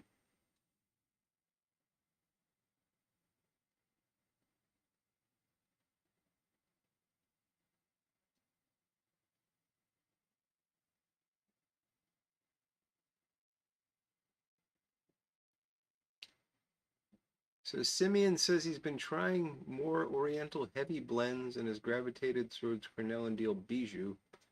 Any other non-Latakia Oriental blends we could recommend?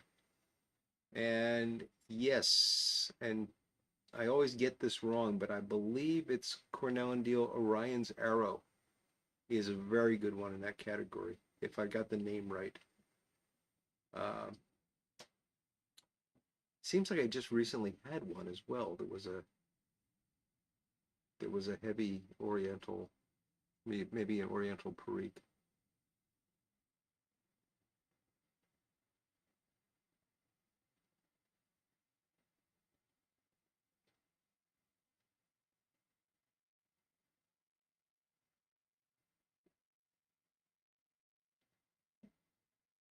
No, I don't think I've tried Westminster, John. I really haven't tried a lot of his blends, and I need to do better at that.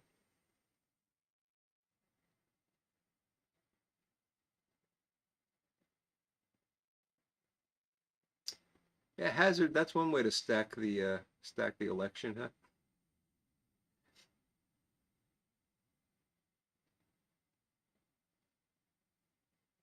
I really thought I was hedging my bets here because I've had Grey Ghost before, and I generally like Cornell and Deal blends, so having the Senza Pulcro in there was a pretty safe bet for me. So I thought I had at least a 60% chance of winning tonight. Ah, well. But I'm glad the whole point of this for me, I mean, I hope it's entertaining for you, and I hope you're getting some information out of it, and it gives me something to talk about one Sunday where I can talk about whatever the blend is, and it's fun to vote on it all. But for me, it's that I've got all these random tins of tobacco that I'm going to have to eventually open. So I might as well have you guys force me to open one, and that's exactly what happened here. I never would have opened that McBaron Navy Flake, uh, and I'm glad I did. Uh, Now I will either smoke it or throw it away, or give it to someone. If anybody out there absolutely loves Navy Flake, you don't have to say it now, but send me an email because I'm imagining I'm going to get through not much of this jar, and I'd be happy to send it to you at the end of the month.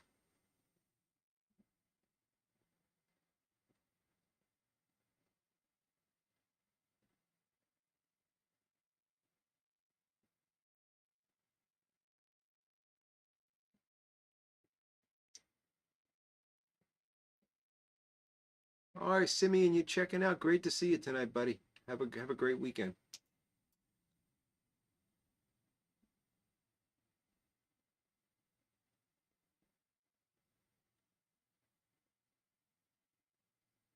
I'm not blaming you, Michael. Oh, Gary, I wish you were here to vote for number three. Number three wasn't what I'm smoking.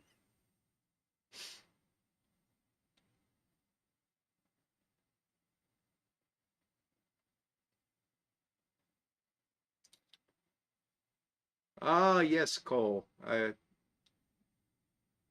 appreciate that you voted for Senza Pulcro. You probably knew that I had already had a little bit of Grey Ghost in my time.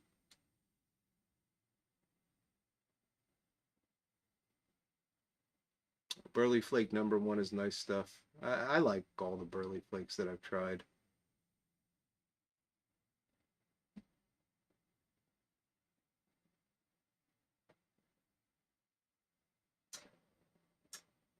I know you're kidding, Michael. I know. This is very early in the game for me to be saying this, but this is taming down. Uh, I'm about a third of the way through, and it's starting to mellow.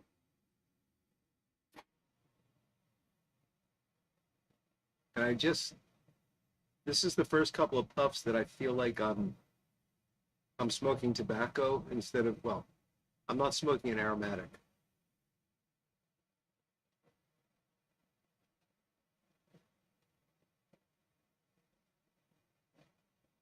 But it still has that. So when I smoke aromatics, I've just got this freakish thing where I don't taste the flavor, I just taste the chemical. And this is true of, I know I've talked about this 100 times on here, so forgive me if I'm boring you with this, but if I drink flavored coffee or anything that has really obvious artificial flavoring in it, I don't taste it. I taste the chemical. I shouldn't say a chemical, like a chemical flavor, like almost like an oily flavor. Um, but I don't taste like hazelnut coffee and French vanilla coffee and whatever other coffee, blueberry, all taste the same to me, and none of them taste like any of those things. And it's the same thing with most aromatics, except some of the really natural aromatics like Autumn Evening, some of the Dan Tobacco aromatics. Those are using actual, maple syrup and stuff. But if it's a chemical topping, that's what I taste. And I also get this little, it's almost like a tingling feeling on my tongue, but it's a sharp tingling sensation, almost like trying to think of what it's like. It's I was gonna say like lemon or something like that, but it's like dry. It's not wet. So it's a drying sort of acid feeling. And the reason I'm going to all this extent is to explain to you what's happened with this is I'm no longer getting the flavor, but I'm still getting that acidy feeling on my tongue. But it's a very dry acidic feeling. But I'm also tasting Virginia tobacco.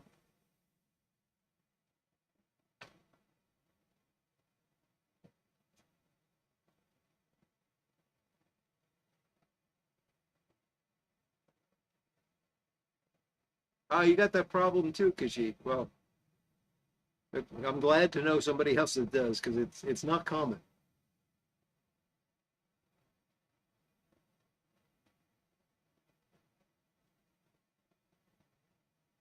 It might have just killed off the taste buds, David. That's a possibility.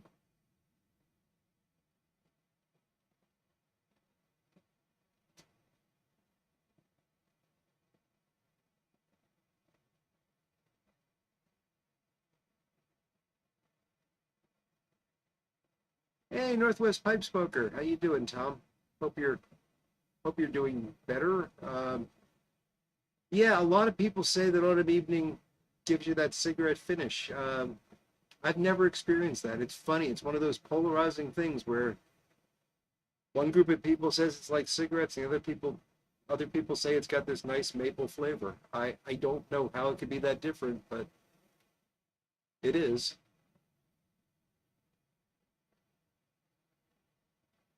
That's a good way to put it, Kajit. A moist towelette with flavor.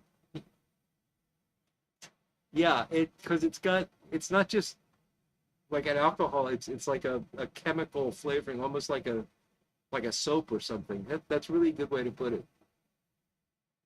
Yeah, Frosty Mint does indeed. Well, I haven't had Frosty Mint, but North Pole Peppermint Mint, which I believe is based on Frosty Mint, does definitely taste like mint, Michael. So you're right about that. That must be natural mint. It's not like Pop Rock created. Pop Vanilla Cream was like Pop Rocks. It was very weird. I'm not gonna put a filter in the pipe just so I can smoke tobacco I don't like.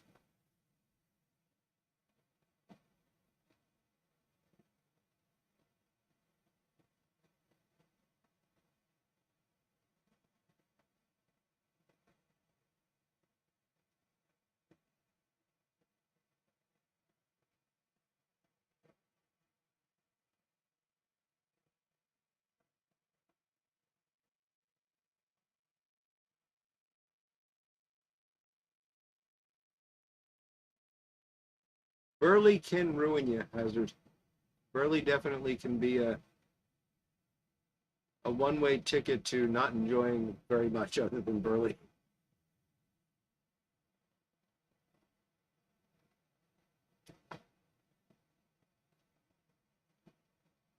Absolutely, Patrick. Everyone's palate is different, and there are guys that love 1Q and Captain Black, and God bless them.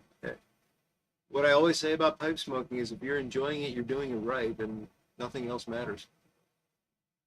And I think it's fun that we disagree. I mean, I love talking about these things and having people say, "What are you crazy? You can smoke that stuff?" I just think that's so cool that we're doing exactly the same thing and we have completely different experiences with it.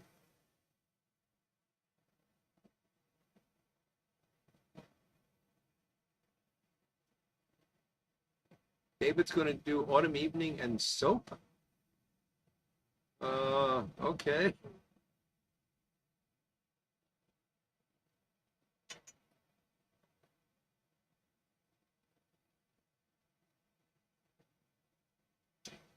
Gruner uses deer tongue, and I love Gruner. Okay, so Paul's a crooner lover. I know Everett had to leave, but the Urban Hermit hates it. He says the same thing that Tom says, that it tastes like cigarettes.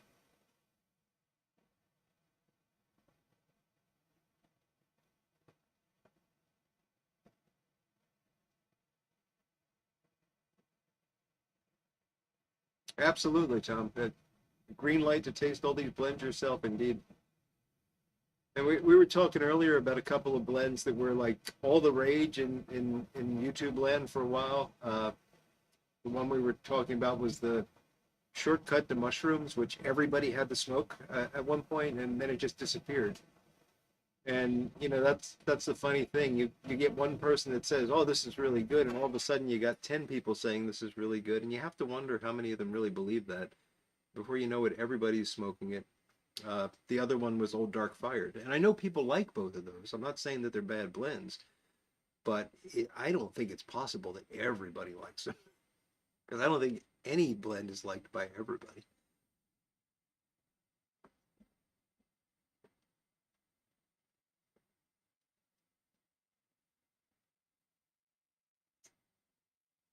Yeah, HGL, that's so oddly enough, I could not smoke RLP6. No way I could smoke that. But HGL was not terrible.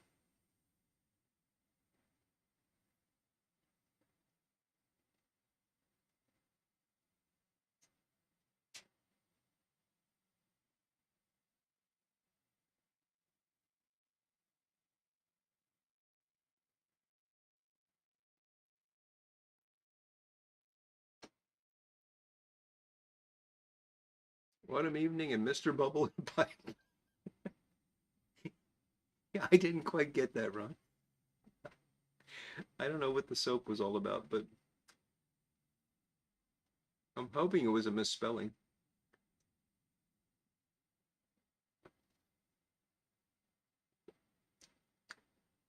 Oh, Steve, Gentleman Caller has a little bit less of the deer tongue. Actually, a lot less of the deer tongue, but you're still getting that flavor. It turns out I can smoke Gentleman Caller around my wife, and she will not let me smoke Crooner, which is interesting. And it's funny because a lot of women seem to like Crooner, like the smell of it, but my wife hates it, and she knows. I mean, she can be up on the second floor, and I'm down here in the basement, and I'll light it up, and within 5 minutes, she'll yell, "Are you smoking that Crooner?" So I only smoke it. It's I've smoked cigars in the house, a lot of Kia blends, Burley blends. She never complains, but the minute I light up Crooner, uh, so she's good to me. I'll smoke Crooner outside.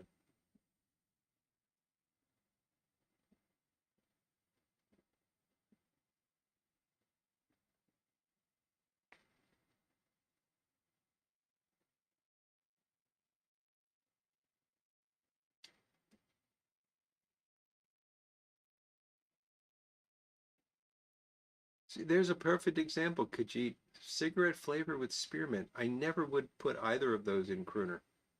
I spearmint. I mean, if anything, I get vanilla and something herbal, but not spearmint. Not minty at all to me. But that's your system's telling you that's what it tastes like. That's what it tastes like for you. I don't think it was really Crosby's favorite blend. I think Cornell and Deal wants you to believe that, but I don't think it was around when Crosby was smoking pipes. Um, he probably likes something with deer tongue, and it's their version of it.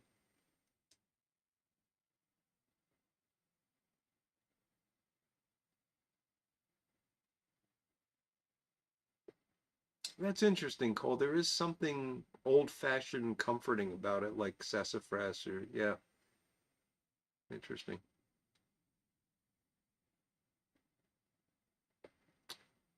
Martina Lamb did not like Haunted Bookshop at first, but now starting to enjoy it. That happens a lot, you know. That's one of the reasons why you don't want to ever give up on a blend after one or two bowls. Put it away and take it out a couple months later and try it again.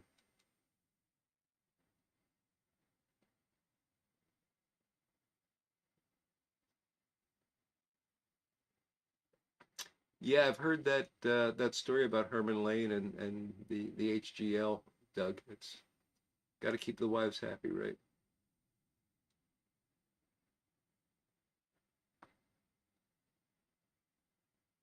Yeah, Tom, maybe he was going to have a Lakeland with, now I've forgotten what it was that was going to be mixed with the soap, but was it Crooner and soap?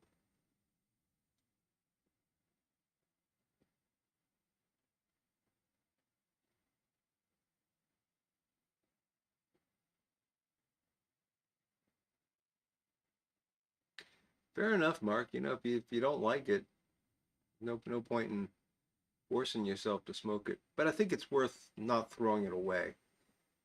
Give it a try, in a few months, and if you still don't like it, toss it or give it away or something. But I do think it's worth giving it some time to.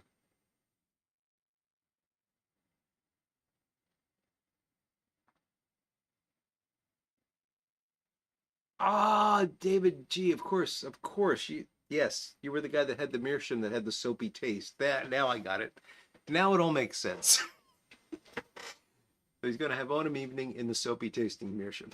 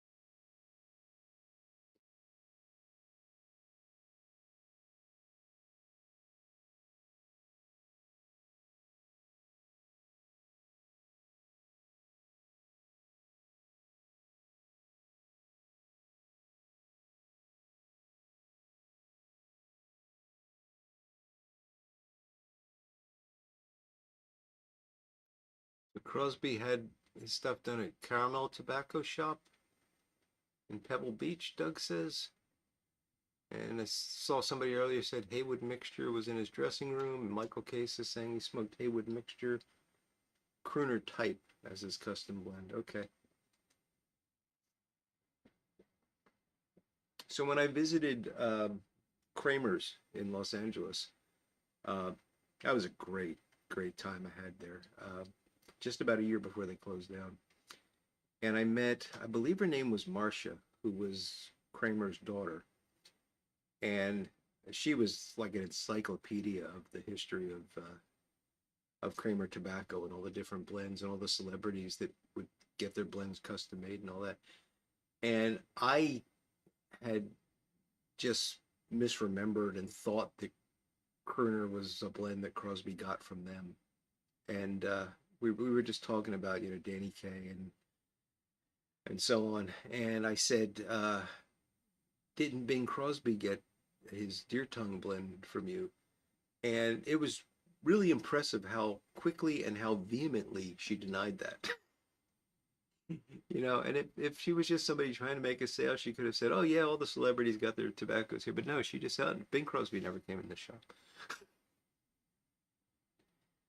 That was a really great visit. I really enjoyed seeing that store and seeing some of the history. And there was a little section of it where her dad used to do pipe repair work, and it was so cool to see his tools. It was like he had just finished for the day and left tools laying out and stuff, and she just left it the way it was, and it was just really cool to see it.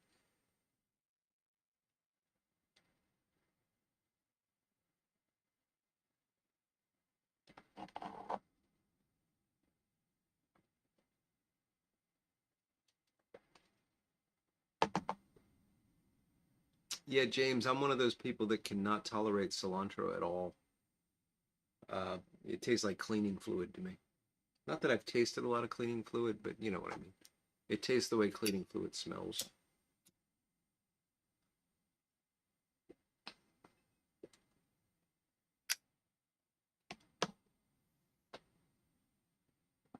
Okay, so we had custom blends from the caramel shop, and then Haywood Mixture was his alternate if he couldn't get those blends. Gotcha, Doug. Thank you.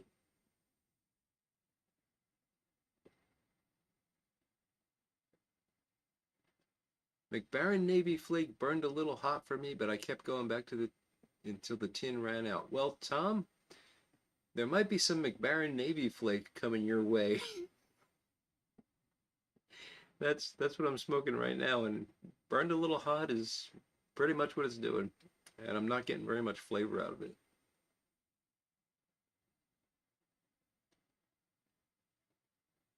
Oh, Marcia passed away as well. Oh, sorry to hear that, Chris. I didn't know about the interview though. I'm gonna look that up. Yeah, she just was a fountain of knowledge. I'm sure it was an interesting interview.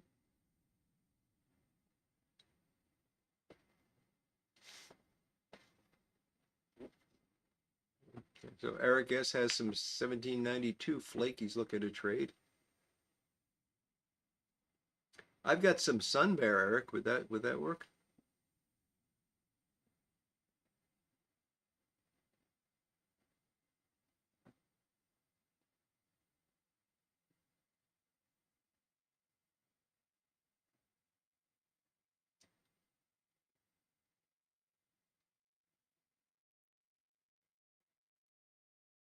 I didn't know she was an actress, Chris. That's interesting.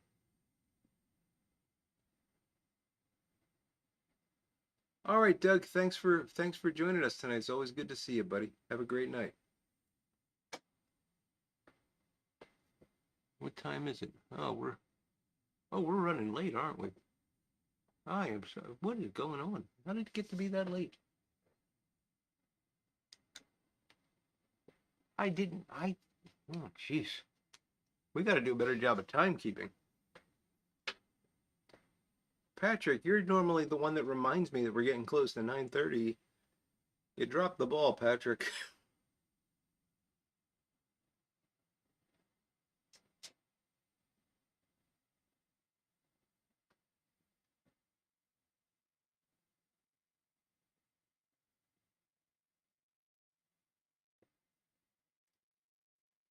All right, Michael Case, thank you so much. Yes, got daylight savings time starting or ending or whatever, so got to keep that in mind for Sunday. Have a great weekend, Michael.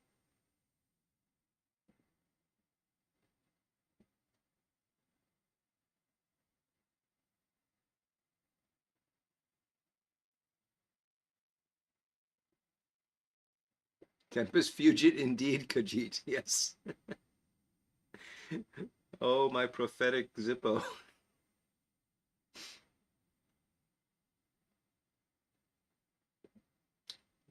I'm getting there. I'm getting there. All right, Smarty Bob. You take care. We will finish up here in a few moments.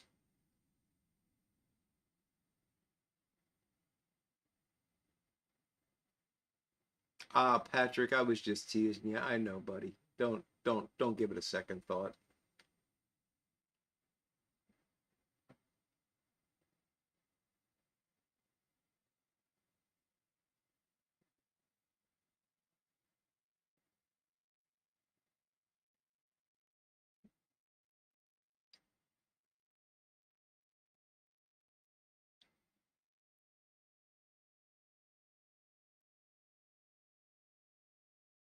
Night, Bob. Have a great weekend, my friend. I do, creator. I do the fish on Fridays, but I do fish on Fridays most Fridays.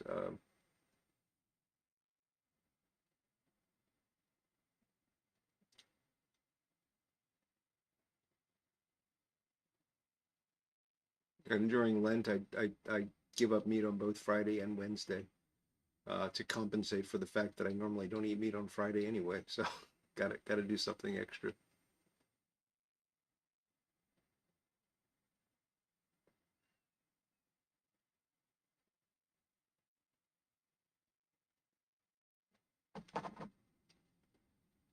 Well, we are mercifully getting low on this bowl, so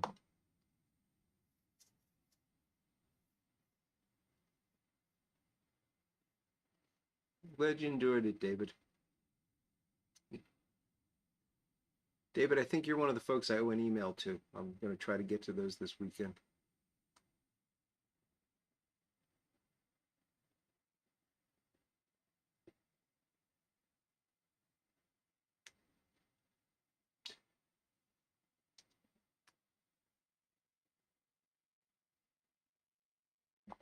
All right, folks, we really should.